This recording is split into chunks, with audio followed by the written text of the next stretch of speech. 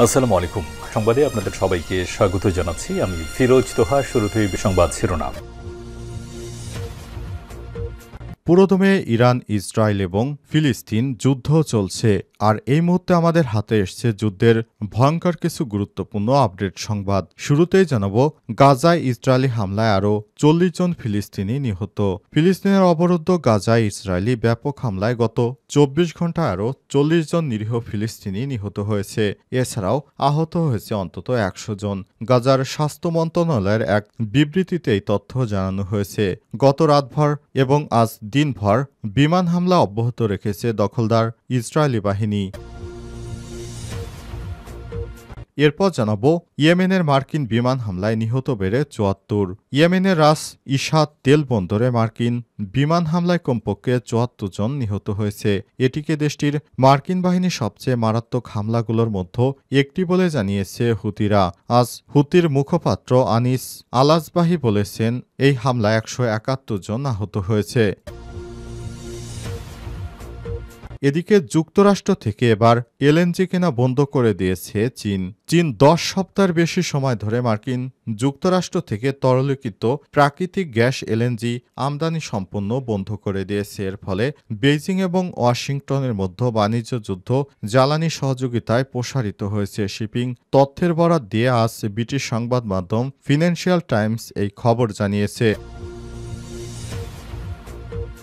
জানাবো, ইরানের স্বার্থকে সম্মান করে চুক্তি হলে সমর্থন করবে রাশিয়া, বললেন ল্যাভরভ। ইরান ও যুক্তরাষ্ট্রের মধ্যে বস্তুনিষ্ঠ এবং পারস্পরিকভাবে গ্রহণযোগ্য চুক্তি অর্জনের ইচ্ছাকে রাশিয়া স্বাগত জানাবে বলে জানিয়েছে দেশটির পররাষ্ট্রমন্ত্রী সের্গেই ল্যাভরভ। ইরান এবং যুক্তরাষ্ট্রের মধ্যে পারমাণবিক চুক্তি নিয়ে যদি ইরানের স্বার্থ না থাকে, সেটিকে প্রত্যাখ্যান করবে রাশিয়া। এবং সর্বশেষ জানাবো, বিডিআর হত্যার তথ্য চেয়ে জাতীয় স্বাধীন তদন্ত কমিশনের গণবিজ্ঞপ্তি। বিডিআর হত্যাকাণ্ড বিষয়ক জাতীয় স্বাধীন তদন্ত কমিশনের ওয়েবসাইটের মাধ্যমে তদন্ত কার্যক্রমের সহায়ক তথ্য দিয়ে কমিশনকে সাহায্য করার জন্য গণবিজ্ঞপ্তি জারি করা হয়েছে। ১৬ বছর আগে সংগঠিত হত্যাকাণ্ডের তথ্য উদ্ঘাটনের জটিল হলেও কমিশন অত্যন্ত পরিকল্পিতভাবে এগিয়ে যাচ্ছে। প্রিয় দর্শক, এতক্ষণ শুনছিলেন সংবাদ শিরোনাম, এবারে বিস্তারিত। তবে তার আগে বন্ধুরা, অনুরোধ থাকবে সংবাদটিতে একটি লাইক দিন।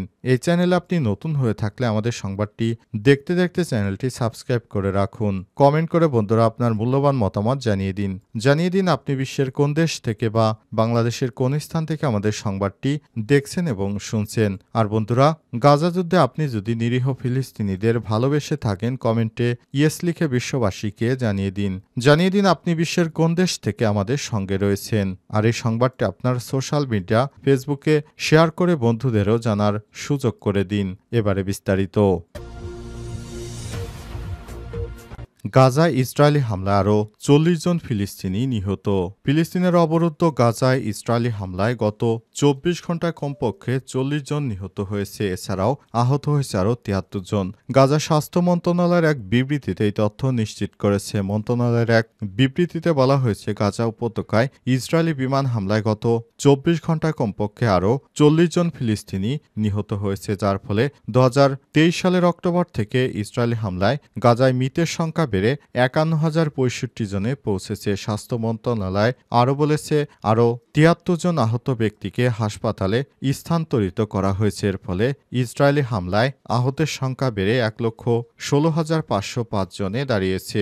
এতে আরও বলা হয়েছে, অনেক ভুক্তভোগী এখনও ধ্বংসস্তূপের নিচে রাস্তায় আটকা পড়ে আছে, কারণ উদ্ধারকারীরা তাদের কাছে পৌঁছাতে পারছে না। দীর্ঘ ১৫ মাস যুদ্ধের পর গত ১৯ জানুয়ারি কাতার, যুক্তরাষ্ট্র ও মিশরের মধ্যস্থতায় গাজায় যুদ্ধবিরতি কার্যকর হয়। এটি ছিল ৩ পর্বের। প্রথম পর্বে ছিল যুদ্ধবন্ধ ও জিম্মিবন্দি বিনিময় শুরু করা। দ্বিতীয় পর্বে ছিল জিম্মিবন্দি বিনিময় কাজ শেষ করা এবং গাজা থেকে ইসরায়েলি সেনাদের সম্পূর্ণ প্রত্যাহার। তৃতীয় পর্বে ছিল যুদ্ধবিধ্বস্ত গাজাকে পুনর্গঠন। তবে ইসরায়েল যুদ্ধবিরতি চুক্তির দ্বিতীয় পর্বে প্রবেশ না করে গত ১৮ মার্চ থেকে ফের গাজায় সামরিক অভিযান শুরু করে।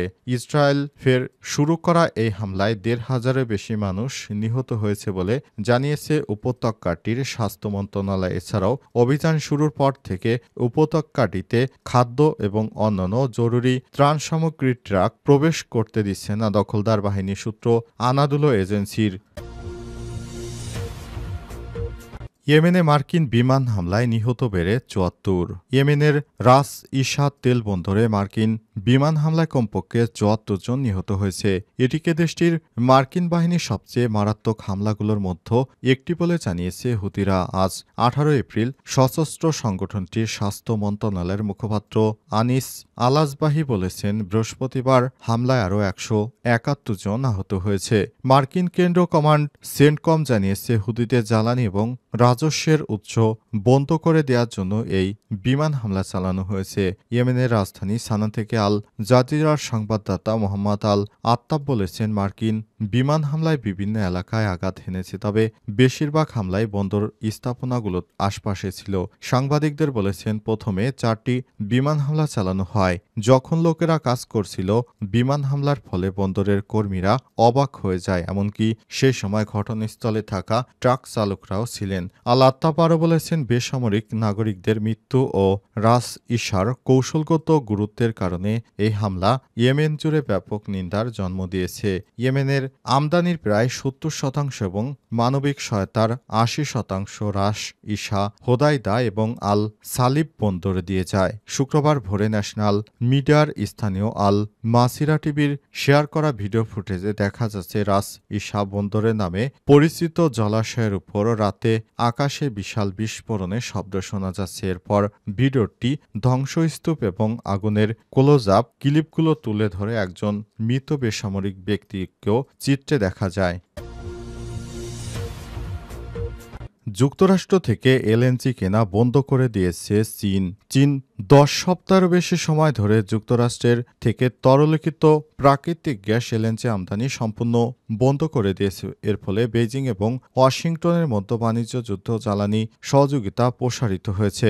শিপিং তথ্যের বরাত দিয়ে আজ ব্রিটিশ সংবাদ মাধ্যম ফাইন্যান্সিয়াল টাইমস এই খবর জানিয়েছে, ক্রমবর্ধমান বাণিজ্য উত্তেজনার মধ্যে মার্কিন হাইড্রোকার্বনের উপর ৯৯% শুল্ক আরোপ করেছে চীন। কেননা বেশিরভাগ দেশের উপর শুল্ক ৯০ দিনের জন্য স্থগিত করা হলেও চীনকে এই তালিকা থেকে বাদ দেওয়া হয়েছে। দেশটির মোট ১৪৫% পর্যন্ত শুল্কের সম্মুখীন হবে। এর প্রতিশোধ হিসেবে বেইজিং মার্কিন পণ্যের উপর ১২৫% শুল্ক আরোপ করেছে এবং গুরুত্বপূর্ণ উচ্চ প্রযুক্তির খনিজ পদার্থ রপ্তানি সীমিত করেছে। চীনা ভিত্তিক জ্বালানি ব্যবসায়ীদের বরাত দিয়ে ফাইন্যান্সিয়াল টাইমস জানিয়েছে, ফেব্রুয়ারি থেকে টেক্সাসে কার্পাস ক্রিস্টি থেকে ৬৯,০০০ টনের একটি এলএনজি ট্যাঙ্কার ফুজিয়ান প্রদেশে পৌঁছানোর পর থেকে চীন আর কোনো এলএনজি নেয়নি, যা জ্বালানি বাণিজ্যে তীব্র ভাঙনের ইঙ্গিত দেয়। কলম্বিয়া বিশ্ববিদ্যালয় সেন্টার অন গ্লোবাল এনার্জি পলিসির গ্যাস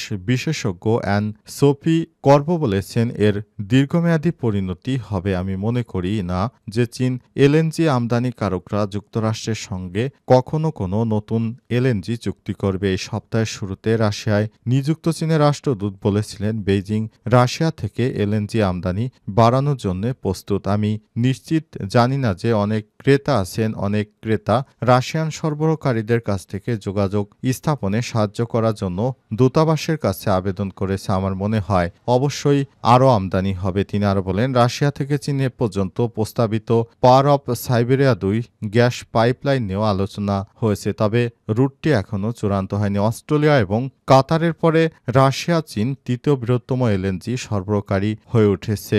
গত বছরে চীন এশিয়ায় রাশিয়ান এলএনজি শীর্ষে ক্রেতা ছিল।